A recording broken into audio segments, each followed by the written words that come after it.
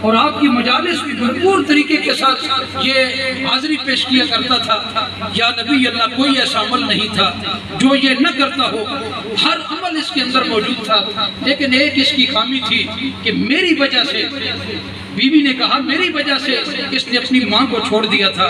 تو رسول اللہ صلی اللہ علیہ وسلم نے ارشاد فرمایا اس کی ماں کو بلایا جائے۔ جب ماں کو بلایا گیا، سامنے کھڑا کیا گیا، تو حضور فرماتے ہیں مائی صاحبہ اپنے بیٹے عبداللہ بن سلام کو معاف کر دیجئے۔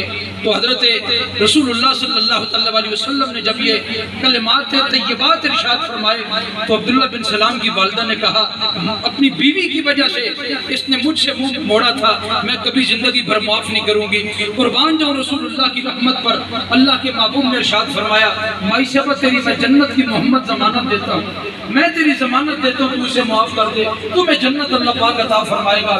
تو مائی صاحبہ نے کہا کہ اے محمد اگر آپ ضمانت دیتے ہیں تو میں اپنی جو ہے بچے کو عبداللہ بن سلام کو معاف کرنے کے لیے تیار ہوں۔ قربان جاؤں حضور کی کرم نوازی اور مہربانی پر ماں کو بھی نوازا، جنت کی صورت میں نوازا، اور عبداللہ بن سلام کو نوازا، کلمہ طیبہ کی صورت میں نوازا، اور آخری لمحے کلمہ طیبہ کی اللہ پاک نے توفیق رفیق آپ کو عطا فرما دی۔ اس صورت میں کرم نوازی فرما کے جنت کا مستحق آپ کو فرما دیا۔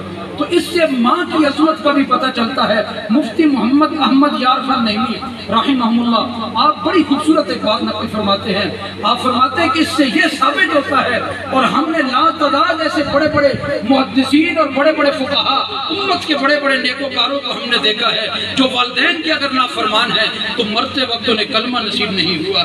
مرتے وقت کلمہ ان خوش نصیبوں کو نصیب ہوتا ہے جن کو دنیا کے اندر اللہ والدین کی خدمت کی توفیق عطا کر دیتا ہے۔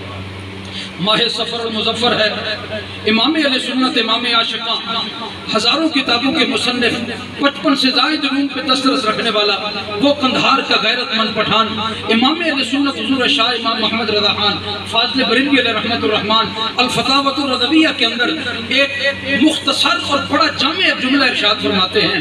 آپ فرماتے ہیں کہ موسیٰ علیہ السلام کوئی طور پر تشریف لے کر گئے، وہاں جب گئے تو بلا جھجک آپ تشریف لے کر جایا کرتے تھے کوئی طور پر اپنے رب سے ہم کلام ہونے کے لیے۔ تو ایک موقع پر غیب سے آواز آئی، وہی آپ کی طرف آئی، دوسرے لفظوں میں کہہ لیجئے آپ کی طرف رب کی طرف سے پیغام آ گیا میرے کلیم اب سنبھل کے آیا کرو، اب سنبھل کے آیا کرو۔ پہلے جب تم بلا جھجک آتے تھے، بغیر کسی رکاوٹ کے آتے تھے، ماں کی دعائیں تیرے ساتھ ہوتی تھی، تمہیں علم ہونا چاہیے اب تیری ماں دنیا سے جا چکی ہے، دعاؤں کا وہ سلسلہ بند ہو چکا ہے، اس لیے اب سنبھل کے کوئی طور پہ آیا کرو۔ اس سے بھی ماں کی عظمت اور شان کا جو ہے وہ علم ہوتا ہے۔ میری آخری بات ہے اور اس کے بعد دعا کرتے ہیں۔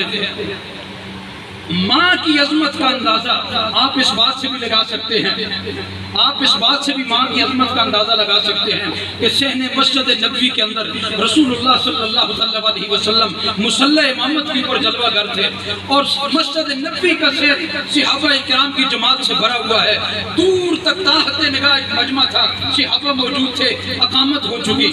آپ اندازہ لگائیں حضور نے ماں کو کیا عظمت عطا فرمائی، اور ماں کی اہمیت کو ہمارے جیسے نکموں کے دلوں میں اجاگر کرنے کے لیے رسول اللہ صلی اللہ علیہ وسلم نے جملہ ارشاد فرمایا تو کیا فرمایا؟ صحابہ کہتے ہیں اقامت ہو چکی ہے، صحابہ کرام اب کھڑے ہیں وہاں پر کہ رسول اللہ امامت کے لیے ہاتھوں کو بلند کریں گے، تکبیر تحریمہ کہیں گے۔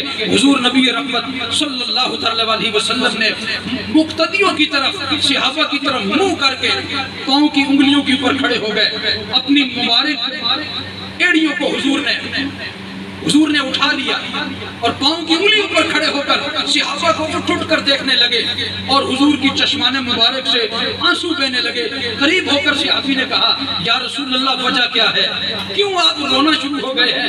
امامت شروع فرمائیے، اقامت ہو چکی ہے۔ قد اقامت الصلاۃ کا مطلب یہ ہے کہ سیدھے ہو جائیے اور نماز شروع کیجیے، لیکن نمازیوں کی طرف اٹھ کے دیکھنا اور اپنے چشمان مبارک کو بہانا ہمیں سمجھ میں نہیں آیا۔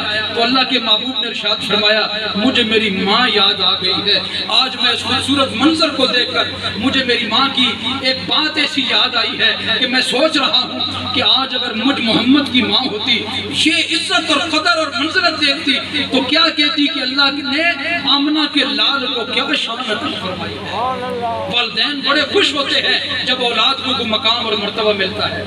تو دعا کریں اللہ تبارک و تعالی آج جس مائی صاحبہ کے ایصال ثواب کے لیے میں اور آپ یہاں پر موجود ہیں، اللہ پاک اس مائی صاحبہ کو کروٹ کروٹ جنت کے بالا خانے عطا فرمائے۔ دعا سے قبل میں ضمناً یہ بات عرض کرتا چلوں، مجھے اس بات کا پہلے علم بالکل نہیں تھا، آپ میں سے بھی کئی لوگوں کو اس بات کا علم نہیں ہوگا۔ مجھے جس دن فاروق چیئرمین صاحب کی علیہ جان زیب بھائی کی والدہ مائدہ کا وصال ہوا، مجھے اس دن اس بات کا علم ہوا۔